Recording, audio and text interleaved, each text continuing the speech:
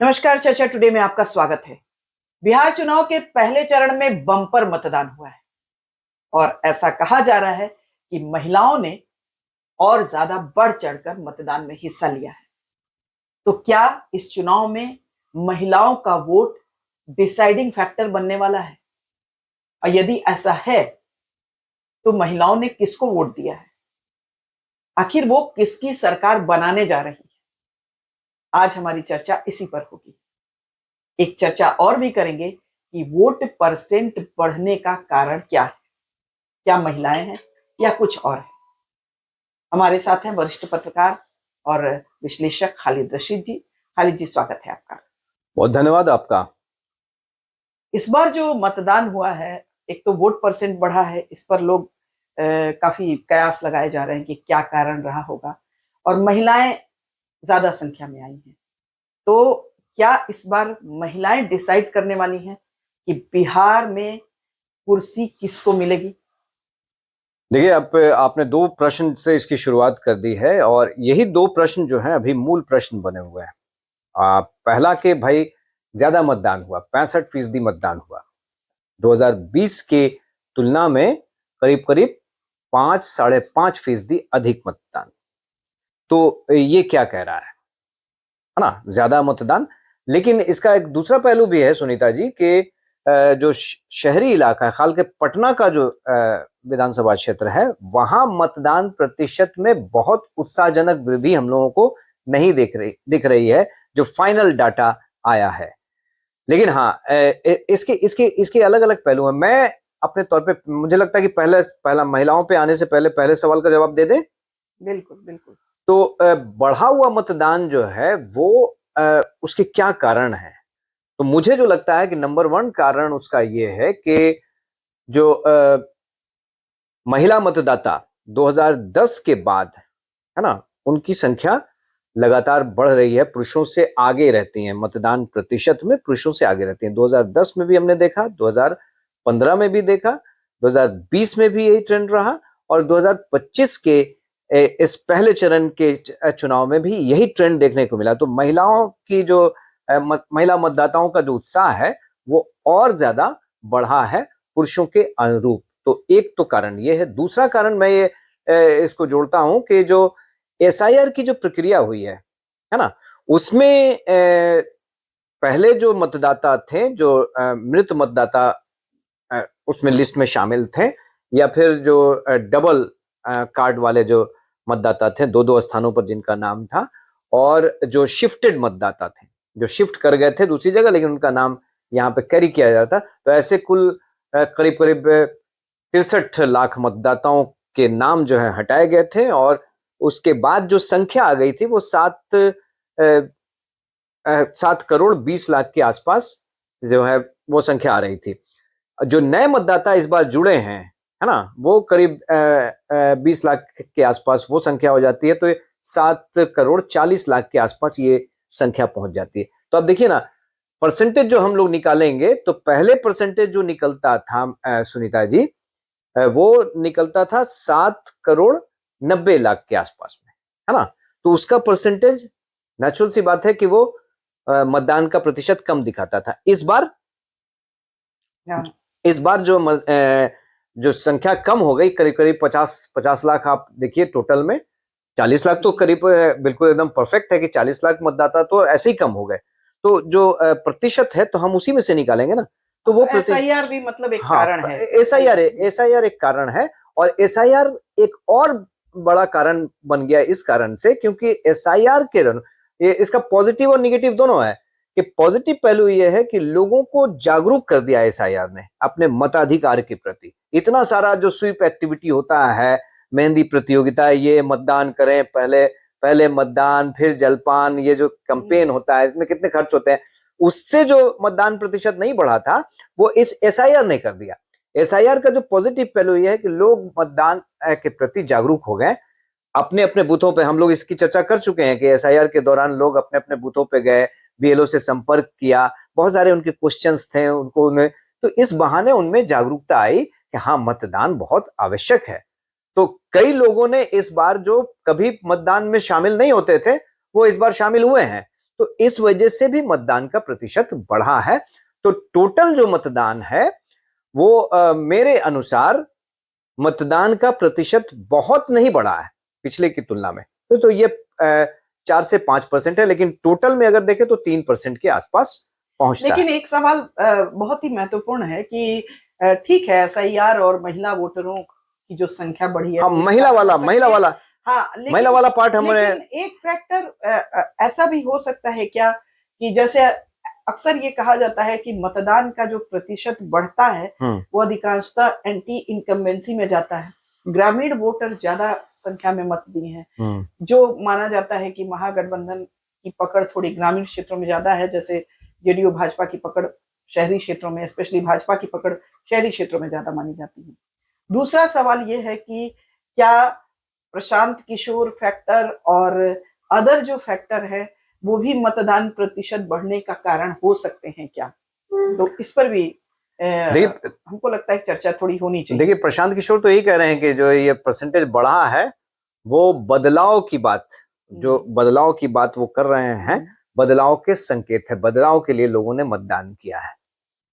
ठीक है, उनका कहना ये जरूरी हो जाएगा, लेकिन मेरी एनालिसिस ये है कि जो 10,000 स्कीम है मुख्यमंत्री की, है ना, उसके चलते जो ग्रामीण इलाकों में भी बहुत ज्यादा वोटर टर्न अप हुआ है। और कई जगह से ये खबरें भी मिल रही हैं कि पुरुष जो है उन्होंने अपने तौर पे एक आदेश जारी कर दिया था कि फलां को वोट करना है, लेकिन जो महिलाएं हैं उन्होंने समर्पित ढंग से जो है पार्टी विशेष को वोट किया, गठबंधन विशेष को वोट किया। इस कारण से तो एक तो ये भी है कि एक अपना जो मतदाता वर्ग है खड़ा कर लिया, जाति वर्ग से अलग हटकर एक अलग मतदाता वर्ग खड़ा कर लिया है नीतीश कुमार ने, ये बड़ा दिलचस्प है गठबंधन ने। जी, ये बड़ा दिलचस्प है कि देखिए ना, हम लोग कई जगहों पे समाज जो है आमतौर पर जाति और धर्म में बटा रहता है, वहां महिलाएं अपने साधन और सुविधा के लिए एकजुट हो गई, तो ये भी कम महत्वपूर्ण बात नहीं है बिहार में। दिलचस्प है, मतलब ठीक है कि वो पैसा ही था, लेकिन एक डेवलपमेंट के नाम पर या किसी खास चीज के नाम पर सारी कम्युनिटी की महिलाओं में थोड़ी यूनिटी आ जाना और वहां जाति धर्म नहीं देखना, ये मैंने थोड़ा बिहार के लिए बड़ा हम कहते हैं कि अप्रत्याशित तो नहीं, लेकिन थोड़ा आश्चर्यजनक, अद्भुत, या यूं कह लीजिए कि दिलचस्प है। हाँ, ये देखिए, ये प्रयोग तो सफल हुआ ना। बिल्कुल। साइकिल और पोशाक जब बांटा, एनडीए सरकार जब आई, साइकिल और पोशाक योजना आई, तो आप देखें ना कि उस समय से कितना साल निकल गया। उस समय जिन लड़कियों को साइकिल और पोशाक मिला वो अब गृहस्थ जीवन में होंगी, है ना, उनकी शादी विवाह हो गई होगी, उसके बाद उनके बच्चे भी हो गए होंगे, तो उनका एक समर्पण तो इसमें कहीं नहीं दिख रहा होगा ना, कि वहां से जो परिवर्तन की शुरुआत हुई उनके जीवन में। क्रांतिकारी तो है ये प्रयोग शिक्षा के क्षेत्र में, जो बहुत चेंजेस आए हैं, लड़कियां पढ़ने लगी साइकिल और पोशाक योजना के बाद। सिक्योरिटी का इशू भी महत्वपूर्ण है। फ्री होके महिलाएं गांव में भी बहुत फ्री होके बाहर निकलना, या कहीं ना कहीं थोड़ा सा वो एक कारण है। हाँ, ये नहीं है कि पूरी तरह ठीक हुआ है 100%, लेकिन थोड़ा सुधार होने से सबसे ज्यादा देखिए, जब लॉ एंड ऑर्डर बिगड़ता है या ऐसी सिचुएशंस आती हैं जब दबंग या रंगदारों की गिनती बढ़ने लगती है, तो सबसे ज्यादा पीड़ित और शोषित होती हैं महिलाएं, सबसे ज्यादा महिलाओं पर प्रहार होते हैं। तो कहीं ना कहीं नीतीश कुमार के शासनकाल में महिलाएं इससे थोड़ी बरी हुई हैं, रिलैक्स हुई हैं। देखिए, यहाँ पे थोड़ी सी मेरी असहमति हो जाएगी। लॉ एंड ऑर्डर वाला जो मोर्चा है, वहां पे मैं बहुत अंक नहीं देता हूँ एनडीए गवर्नमेंट को। लॉ एंड ऑर्डर के मोर्चे पे बहुत अंक नहीं देता हूँ, मेरी एनालिसिस अलग है। हाँ, ये जिस चीज का प्रभाव पड़ा है मतदाताओं के रुझान पे, वो ये मेरे हिसाब से, मेरी समझ से ये चीजें हैं कि 10,000 स्कीम जो है उसका प्रभाव पड़ा है, 125 यूनिट फ्री बिजली, इसका प्रभाव पड़ा है। जो ग्राउंड पे हम लोग प्रश्न करते हैं मतदाताओं से, तो इसमें जो जवाब हम लोगों को मिलता है वो ये मिलता है कि भैया, क्रॉस जब हम करते हैं कि भैया आप 125 यूनिट के लिए इनको क्यों चुन रहे हैं, वो तो 200 यूनिट देने की बात कर रहे हैं, या फिर आप 1 करोड़ रोजगार के वादे पर इनके साथ क्यों खड़े हुए हैं, वो तो हर परिवार को रोजगार देने की बात कर रहे हैं, हर परिवार के एक सदस्य को नौकरी देने की बात कर रहे हैं, तो कहना यही होता है लोगों का कि भाई नहीं, वो तो देंगे ना, यहाँ तो ये हम इनको देख रहे हैं, प्रयोग कर रहे हैं, इन्होंने तो दे दिया है, तो a bird in hand is more than two in the bush. नहीं देखिए, आपकी बात से हम बिल्कुल सहमत हैं खालिद जी। नो डाउट कि ये जो 10,000 वाली स्कीम ने बहुत बड़ा काम किया है, बहुत बड़ा रोल निभाया है, लेकिन हम बिल्कुल इसमें मतलब थोड़ा इसमें हम आपसे डिफर करते हैं कि शराबबंदी का इशू या लॉ एंड ऑर्डर का इशू, हम ये नहीं कह रहे हैं कि बहुत बढ़िया हो गया है, हम ये बिल्कुल नहीं, आप मानते हैं कि अभी बहुत कुछ किया जाना बाकी है, लेकिन स्थितियां पहले से काफी बेहतर हुई हैं। महिलाएं देर रात अब घर से बाहर रह रही हैं, अपना काम कर रही हैं, थोड़ी फ्रीडम आई है, स्वतंत्रता मिली है, तो थोड़ा प्रभाव उसका भी जरूर पड़ा होगा। लेकिन हाँ, फर्स्ट तो नहीं है, ये बात हम आपकी बात से सहमत हैं कि पहला मुद्दा ये नहीं है, पहला मुद्दा वो स्कीम है, और साथ में कुछ ये मुद्दे भी साथ में जरूर है थोड़े बहुत। महिलाओं को देखिए, महिलाओं का पार्टिसिपेशन जैसे जैसे बढ़ रहा है स्कीमों में भी देखिए ना, महिलाओं को ज्यादा दिया जा रहा है। ये जल्दबाजी नहीं करनी चाहिए कि जो सारी की सारी महिलाएं हैं वो एक पक्ष में चली गई, ऐसा नहीं है, बिल्कुल बिल्कुल है ना, ये जल्दबाजी नहीं करनी चाहिए, क्योंकि अगर महिलाओं का रुझान बढ़ा है तो मतदान का प्रतिशत अगर उनका बढ़ा है, उनकी पार्टिसिपेशन बढ़ी है, तो वो मत जो है दूसरों की तरफ भी गए हैं, है ना। हाँ बिल्कुल, महागठबंधन की तरफ भी गए हैं, उनके जो मतदाता हैं वो भी कंसोलिडेट हुए हैं। लेकिन हाँ, हम ये जरूर कह रहे हैं पूरी श्योरिटी के साथ कि इस चुनाव में पहले चरण का जो मतदान हुआ है और खासकर महिलाओं का जो रुझान दिखा है, उसमें Nitish Kumar is the gainer, Nitish Kumar gainer हैं। हम लोग ये सभी मान के चल रहे थे और एनालिसिस हो रही थी कि भाई बहुत उनको किनारे कर दिया जाएगा, उनको साइडलाइन कर दिया जाएगा, लेकिन देखिए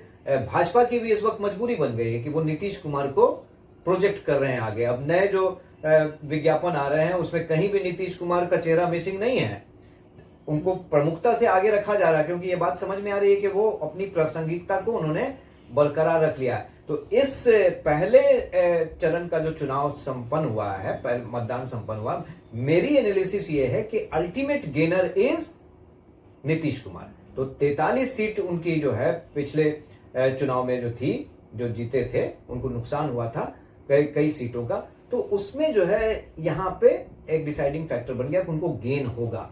लेकिन गठबंधन को कितना गेन होगा ये नहीं कहा जा सकता। ये गठबंधन को कितना, और मेरा क्योंकि जैसे खबरें मिल रही हैं, एलजेपी-आर रामविलास पासवान की जो पार्टी है उसको नुकसान पहुंच रहा है। भाजपा को भी कई सीटों पर जहां पे ट्रायंगुलर फाइट है वहां पे नुकसान भाजपा को पहुंच रहा है। तो ये फायदा किसकी तरफ जा रहा है ये देखना होगा।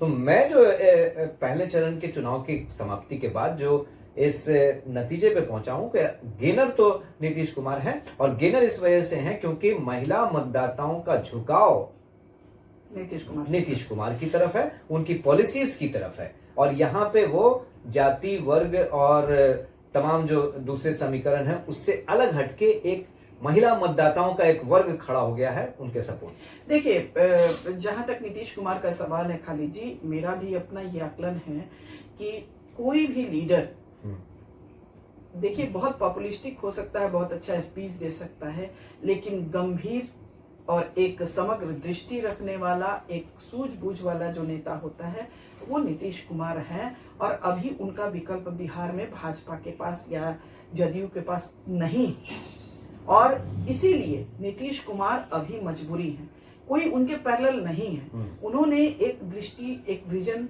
बिहार को दिया है। 100% खरे उतरे हम ऐसा नहीं कह रहे हैं, लेकिन एक जो कभी भी नीतीश कुमार ने बहुत मुखर होकर जाति और धर्म की पॉलिटिक्स नहीं की, किसी भी वर्ग को जो है बहुत तुष्टिकरण नहीं किया, चाहे वो हिंदू हो या अदर। मैं सहमत हूँ सुनीता जी। इस चुनाव प्रचार के दौर में भी नीतीश कुमार ने, आपने देखा होगा कि वो ये तो कहते हैं कि देखिए पहले का सरकार क्या थी, 5 बजे के बाद लोग निकलते नहीं थे, लेकिन जंगल राज शब्द कभी नहीं बोला। बिल्कुल ये देखिए उनका तो बहुत एक सधा हुआ जो है, और उनका विकल्प अभी नहीं है, इसीलिए वो गेन हो रहा है। और महिलाओं का जो आपने बताया फैक्टर, वो बहुत बड़ा फैक्टर है, वो काम कर रहा है। लेकिन हाँ, अभी हम लोग फाइनल कुछ भी नहीं कह सकते हैं क्योंकि एक तीसरा मोर्चा भी है प्रशांत किशोर का, उधर असदुद्दीन ओवैसी हैं, वो भी एक सीमांचल में एक फैक्टर है। तो ये पहले चरण की नहीं बात कर रहे हैं, सीमांचल का चूंकि दूसरे चरण में होगा, लेकिन कुल मिला के ओवरऑल जो बिहार के चुनाव की बात हो रही है, तो अभी कुछ भी नहीं कहा जा सकता, कांटे की टक्कर है और बढ़त मिल सकती है, लेकिन बिल्कुल से सटीक आकलन हम लोग भी नहीं कर रहे हैं, भविष्य ही बताएगा कि क्या होगा। तो दर्शकों, आज की चर्चा को यही विराम देते हैं। चर्चा कैसी लगी जरूर बताएं, हमारे चैनल को लाइक करें, सब्सक्राइब करें और शेयर करें। नमस्कार। नमस्कार।